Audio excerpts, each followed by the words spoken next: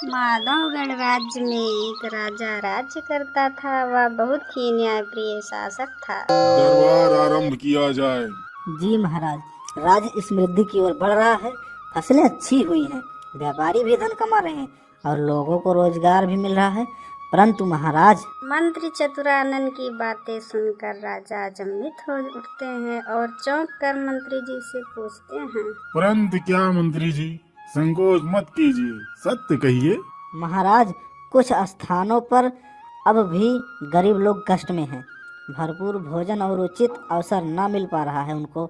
दरबार में हलचल मच जाती है। राजा अपनी तलवार को कसकर पकड़ते हुए कहते हैं, ये है उचित नहीं है। एक राजा का धर्म है कि वह अपनी प्रजा का पालन करे। यदि राज्य में कोई भूखा सो रहा है तो मेरी शाही भोजनालय का कोई मतलब नहीं है। यदि कोई आश्रय के बिना है तो इस महल की भव्यता व्यर्थ है। राजा के शब्दों से दरबार में सन्नाटा छा जाता है और राजा मंत्री की ओर देखकर कहते हैं, मंत्री जी, हमें इस विषय की गहराई से जांच करनी होगी। हम कैसे सुनिश्चित कर सकते हैं कि हर नागरिक को न्याय मिल रहा है? महाराज जी, आप कहें तो हम सैनिकों के साथ नगर में भ्रमण करके सच्चाई की जांच कर सकते हैं। नहीं मंत्री जी, जब राजा स्वयं अपनी प्रजा की हालात अपनी आंखों से देखेगा तभी उसे सच्चाई का ज्ञान होगा। मैं स्वयं साधारण भेष में नगर का भ्रमण करूंगा।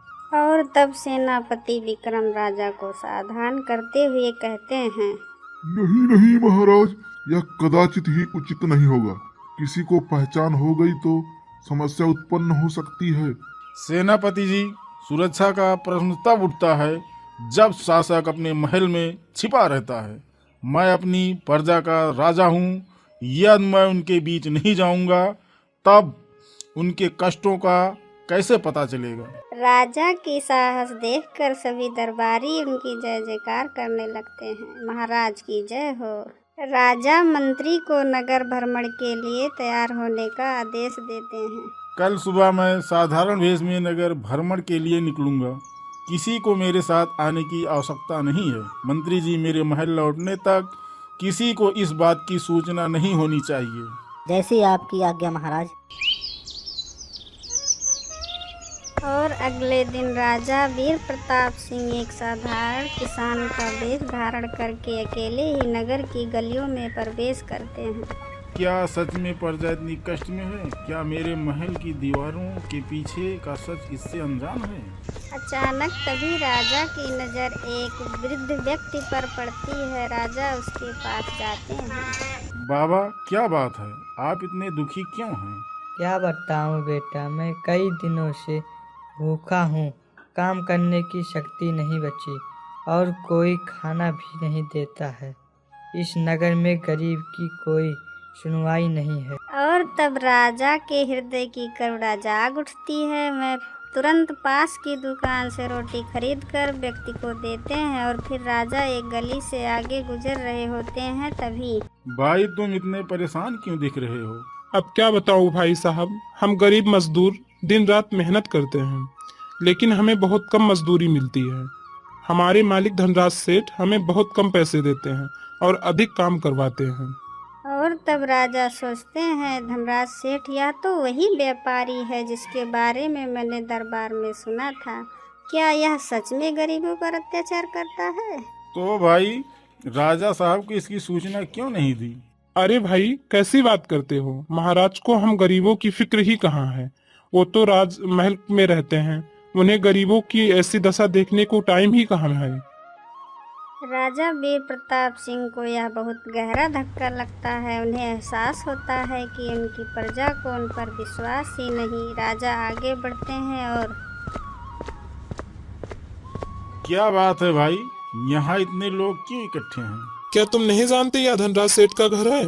उसने गांव वालों का अनाज उधार लिया था कि हमें बाद में अच्छे पैसे देगा, लेकिन अब हमें ही दरवाजे से भगा रहा है। तो इसकी शिकायत राजा से क्यों नहीं करते? क्या फायदा भाई, राजा तक तो हमारी खबर ही कहाँ पहुँचती है। राजा को यकीन हो जाता है कि उनकी प्रजा के साथ अन्याय हो रहा है। और अगले दिन दरबार में, मंत्री जी, दरबार आरंभ किया जाए। और फिर राजा अपने मंत्री चतुरानंद से कहते हैं, मंत्री जी, मैंने स्वयं नगर का भ्रमण किया और देखा कि हमारी प्रजा अत्यंत कष्ट में है। गरीब भूखे मर रहे हैं, मजदूरों को न्याय नहीं मिल रहा और धनवान लोग उन पर अत्याचार कर रहे हैं। क्या यह सत्य है? महाराज, कुछ व्यापारी वास्तव में गरीबों का शोषण कर रहे हैं। विशेषकर धनराज जैसे सेठ पर कई आरोप लगे हैं, परंतु अब तक सजा से बचता चला आया है। तो फिर उसे दरबार में उपस्थित किया जाए। फिर कुछ देर में धनराज सेठ दरबार में उपस्थित होता है। धनराज सेठ, तुम्हारे ऊपर यह आरोप है कि तुम गरीबों का शोषण कर रहे हो, उन्हें कम मजदूरी दे रहे हो और उनके धन का हड़प कर रहे हो। क्या यह सत्य है? महाराज, मुझ पर झूठा आरोप लगाया जा रहा है। मैं हमेशा राज्य के हित में कार्य किया है। झूठ मत बोलो। मैंने स्वयं नगर में जाकर देखा है कि मजदूरों को कम मजदूरी दी जा रही है। भूखे लोग भोजन के लिए तरस रहे हैं और कई गरीबों को तुमने उनके पैसे तक नहीं लौटाए। तुम्हारी हवेली के पास लोग न्याय की गुहार लगा रहे थे। दरबार में हलचल मच जाती है। सभी लोग एक दूसरे की ओर देखने लगते हैं। राजा एक व्यक्ति को बुलाते हैं और उनसे पूछते हैं, भानु, तुमने स्वयं धनराज सेठ के अन्याय को देखा है। दरबार में बताओ कि तुम्हारे साथ क्या हुआ है। महाराज, यह सच है कि सेठ धनराज हमें कम मजदूरी देता है। यदि हम विरोध करें तो उसके गुंडे हमें धमकाते हैं। भानु की बातें सुनकर राजा क्रोधित होकर सेठ धनराज को बोलते हैं, धनराज सेठ, तुम्हारे पापों का घड़ा भर चुका है। राज्य के गरीबों के शोषण का परिणाम तुम्हें अब भुगतना पड़ेगा। महाराज, मुझे माफ कर दीजिए। मैं भविष्य में ऐसा कभी नहीं करूँगा। न्याय में दया नहीं, तुम्हें इसकी सजा जरूर मिलेगी। फिर सेठ धनराज को कारागार में भेज दिया जाता है।